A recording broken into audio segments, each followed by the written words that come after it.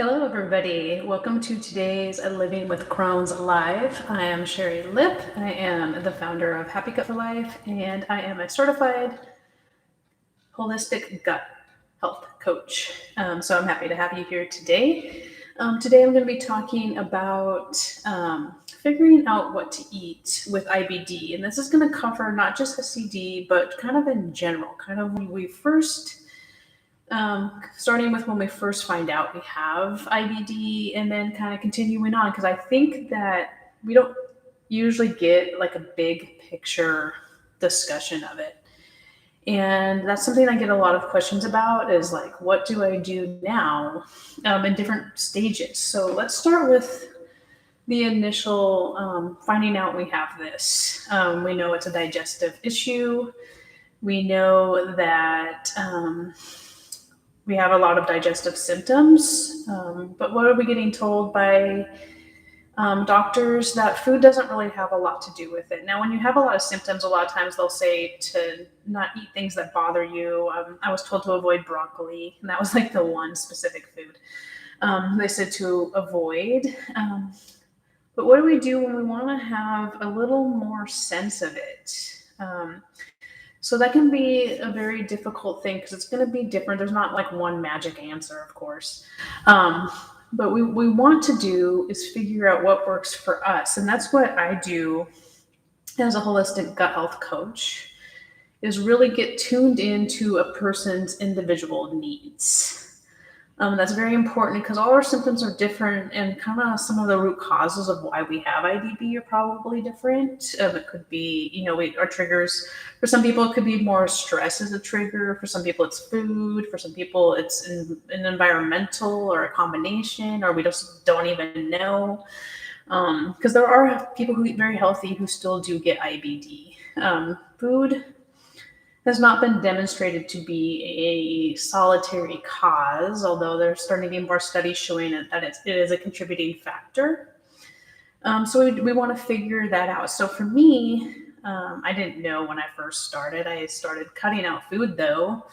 The foods that I knew were my triggers when I first started were very acidic foods. Like I cut out tomatoes right away. Because I had a lot of heartburn. So we start to kind of figure that out. So what I really try to teach is like listening to our bodies and figuring out, so let's say we've discovered the SCD diet or GAPS diet, or maybe even the autoimmune protocol. And so we have this list of food to eat.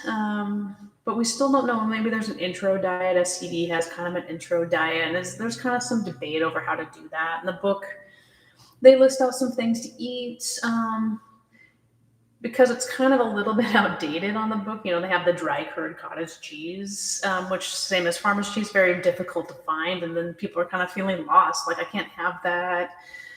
Or, they're not going to make yogurt yet. I will say, if you have very severe symptoms, having a probiotic right away may increase those symptoms. So you may not want to have yogurt right when you first start. Hi, Mike. Thank you for joining. So how do we figure this out? And from my approach, I take a very structured process to the elimination. It's going to depend on where different people are at. But kind of like with SCD, we're eliminating grains, gluten, processed foods, sugar. You've probably heard all of these things. And so I have kind of a 6-week protocol I like to do. So it's kind of similar to SCD, but there's some more structure to it. We're also in that phase, we're going to eliminate dairy, even though cheese is allowed on SCD. In the beginning stages, I'd like to eliminate dairy because a lot of people have sensitivity to it and they don't know. And the other thing that's a SCD that's allowed would be legumes. Now, this could change if you're a vegetarian, and we work with that. Maybe cooking the beans in a different way and figuring out how much to have. But the one main thing that we need when we're healing is to have enough food. Food and calories help your body heal, because if you are starving, then you're increasing an immune response because your body is hungry. So it's a very bad conundrum. So you're hungry, but you're having digestive symptoms. What do you do? When you have the flu and you have digestive symptoms, you do skip eating, but we can't do that long term. So what do we do to figure out how to give our digestive system the rest it needs to heal and not give it stuff that aggravates it, and get enough nutrients that we are staying healthy and we're able to heal. So that's a big thing to think about. And I don't think that doctors or even people, I don't think we often look at the whole picture. Even when we start SCD, we're not looking at that big picture of getting nutrients and getting that healing going. So that's very important to me. That's kind of the holistic approach where we're looking at our whole body, and we're looking at the whole entire response to our digestive system, our mental state, stress. So we want to find that food that works for us. So I have some basics, and then I work with an individual, because for some people like me, when I started SCD, I could eat vegetables, even raw, a lot of the time. I tried to stay with more low fiber, and so I have a list of low fiber vegetables and fruits. Some people, they cannot eat raw vegetables. So is cooking them enough? Maybe we juice them. So what I do is I start listing out, and I actually developed a workbook for it. So if you're interested, just in learning more about that, just contact me. But in this book, we keep track of your safe foods, your trigger foods, and then the big list of not sure foods. And so that is where we, a lot in the SCD groups, you might see 3 safe foods. I don't limit it to just 3. It could be 3, it could be 5, could be 10, could be 1. But we want to get past the 1, 2, and 3 as quickly as we can to get those nutrients. So when we're figuring these things out, it's a matter of tracking. But the other biggest part of it is understanding your body, because one of the biggest questions that I see is, how much do I eat? So, okay, I have this safe food. How much do I eat? And the answer to that is there's not a certain amount of food that's going to contribute more or less to healing. I mean, you want to eat enough calories, is my standpoint on this. We want to eat enough that we are getting the calories we need. So there's not a limit, but as far as the serving size, but what we want to think about is how we feel, because eating too much of something, of even that's safe for you, could also cause a reaction. The other thing is that we don't want to freak out about every reaction. I do see that a lot. When we are changing our diet, when we're getting over symptoms, we are going to have some digestive reactions. So what we're looking for is severe pain, stuff that doesn't go away. So having a digestive reaction to something does not mean you're going into a flare automatically. It doesn't mean that it doesn't work for you. I see that a lot. Oh, I ate this one thing and I got a stomach ache, so I'm not eating it again.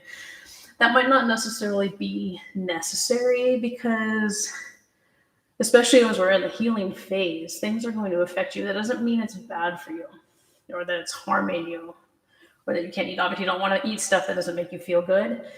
But it doesn't mean that you can't kind of give it another try in a little while, maybe just small amounts. And so that's the thing.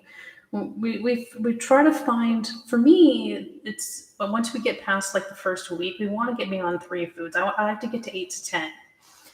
And we find those foods, we figure out, we journal, not just how we feel, but what else is going on that day.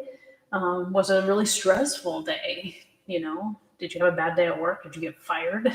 Lay it off? Did you have a fight with your spouse or your kids, or a disagreement with a coworker or friend? That could have contributed to the way you feel. So I like to go over not just what we ate that day and how we felt, but what else is going on in our life, because those things are all factors. So I journal it out, figure out these things absolutely, I eat them all the time. I don't even think about it. Those are safe.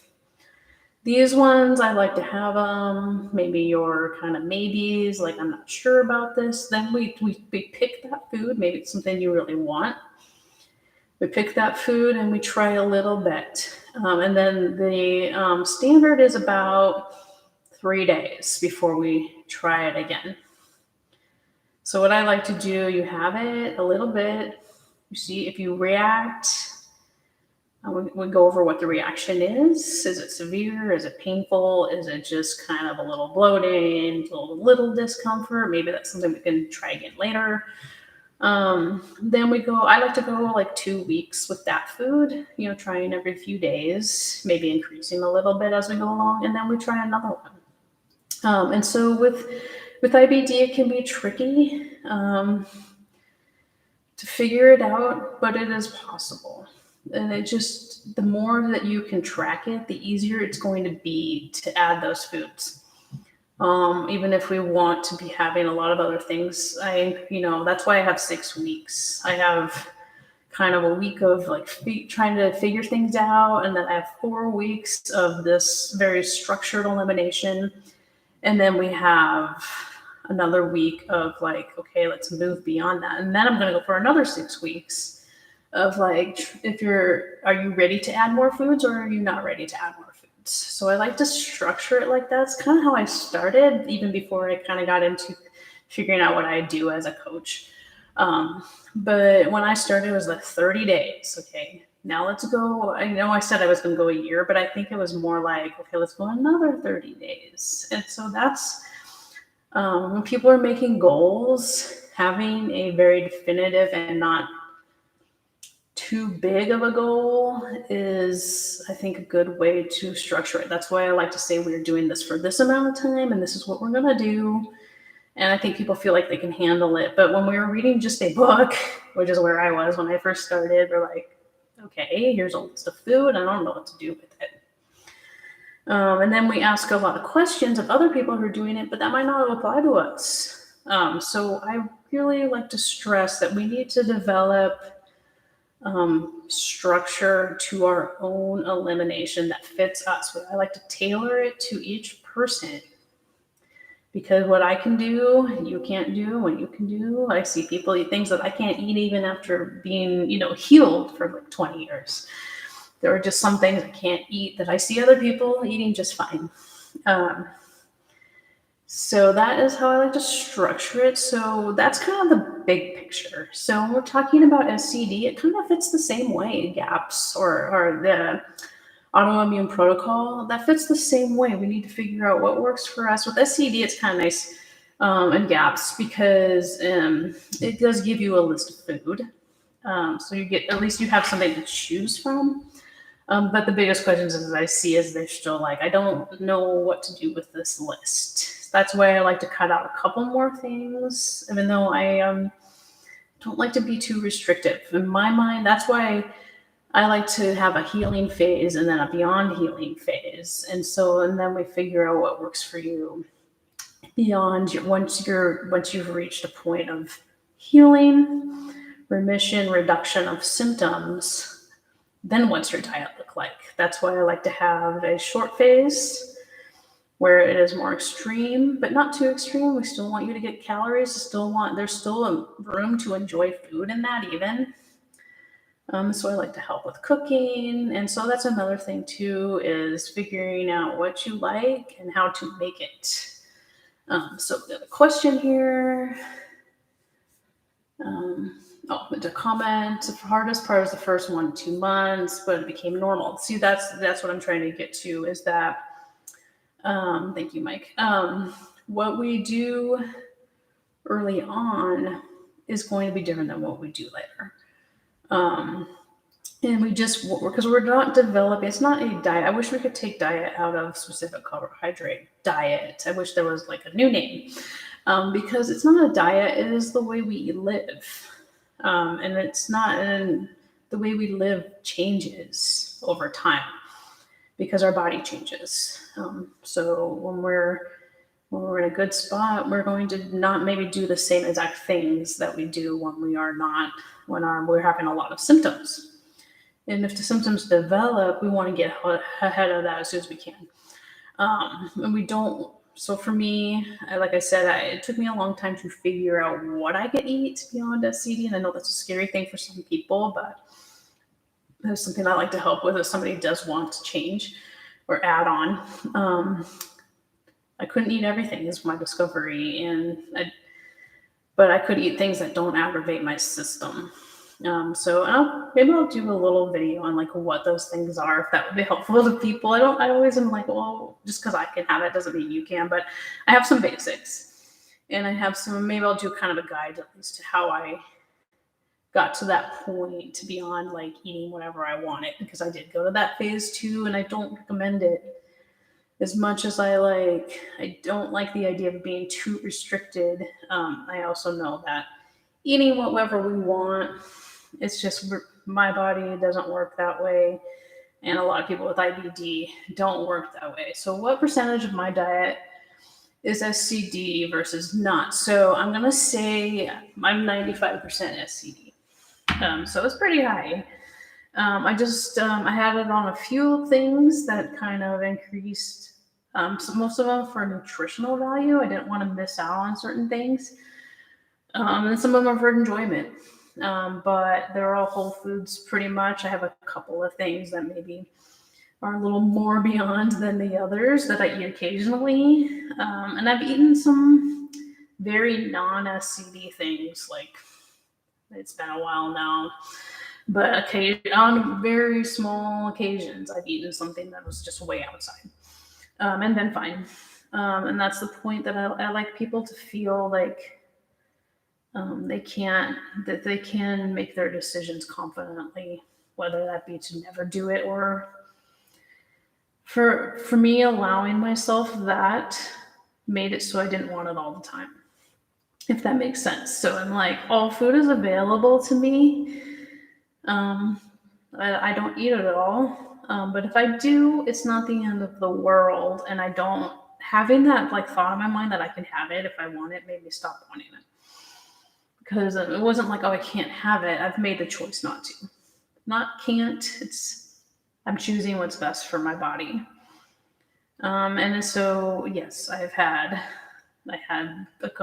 some ice cream once, but it's like such a rarity, because knowing that I could have it, like I was like, it was there, and I don't want it anymore. I had it. I satisfied that. I haven't had it. That was like 3 years ago. And I haven't had it since, because I make my own stuff that I like. But I just feel like, but as far as figuring that out, that is a big picture. So small picture, I really encourage tracking and like feeling that I have to help people gain confidence in what they're choosing. And I think that's the big thing. I think that's the big hindrance for a lot of people, is they've developed such a fear of food for good reason, that they feel like they're never making the right choice, even when they're within SCD. If they feel like something doesn't agree with them, they feel lost. That's why I've developed my 6-week program. That is why I encourage you, if you're not doing that with me, that you do start track your foods that you know. Like I said, the ones you don't even have to think about. Those are your good foods. There's foods that you know don't work. And then there's the foods that you're unsure about. And list those out so we can look at it and say, well, maybe, this one's high fiber, this one is a high FODMAP, or this one is high histamine. Maybe that's an issue. But if we can really look at like what those foods are, instead of being like, they're not bad foods, food's not bad, it just doesn't work. Maybe some of them don't work for you. And that is where I like to get to in the eating plan. So please let me know if you have questions about this. I hope this helps. I can structure it even more if you have some specific questions about specific phases. I will be doing a video about starting a SCD soon. That will be, just not a live, but a regular video. I'm planning that. So that will be coming up soon. And then I'll be doing some other videos about kind of eating, like I said, about adding new foods and stuff like that. So I really want it to be helpful. It's such a big topic. I can't cover every aspect of it, but today I wanted to talk about that beginning stages of like, how do we figure this out? And kind of some steps to take that help you figure it out. So ask me questions. I love to answer. And thank you so much for joining. If you have any questions, put them in the comments or message me on one of my social media pages. But thanks so much, and I will see you next time. Have a good week. Oh, I got another question before I end here. So, question is, do you just eat the limited foods that are okay until your symptoms are completely clear, or so you can better see when you have a reaction, or do you introduce foods when you have symptoms? Oh, that's a good question. Do you introduce more foods beyond your safe foods when you have symptoms? So when your symptoms are very severe, I'd say, diarrhea, especially if like severe nausea, if you're having any vomiting. If you're having any vomiting, that's something to get checked out by the doctor. Vomiting is usually an indication of a blockage. Severe heartburn, which was one of my early symptoms. Pain. Yes, you're going to stick with your limited foods until those start to clear up. Now, if you have some severe, I'd say if your symptoms are on the mild stage, even up to moderate, we'd have to monitor. If you're having some mild symptoms, I say yes, you can introduce some other foods. And that's where I like to kind of hone in. Like, do you need lower fiber foods? That's probably a good chance. I have some lists of vegetables and fruits that are lower fiber. And cook them or maybe juice them. And our broth, is a good way to get some minerals and some nutrients, and it's also soothing for your digestive system if you can handle it. But if you have a histamine issue, then broth is not going to work for you. So that's why I like to look at your foods that are like, these are causing a reaction, because is it high histamine? Is it high fiber? Is it high FODMAP? And that's a lot of things that are hard to figure out. So yes, if you have some symptoms, I would say we want to broaden our diet as much as we can, because the nutrients in your food is going to help you feel better. It's going to help you heal if you can eat them. So it's the matter of figuring out. So yes, when your symptoms are very severe, as limited as you figure out in the beginning, but we don't want to do that for more than a few weeks. So we want to figure out, is that helping you? Are those the right safe foods? And then as your symptoms decrease, we can add some food, but they don't have to totally be gone. We just want them to be getting better. And if we add some foods and they get worse, then we're going to have to think about that some more. And that's what I would do as a coach. So I hope that helps. Thank you so much. And like I said, any questions, just send me a message or leave a comment, and I will definitely answer them. So thank you, and I'll see you next week.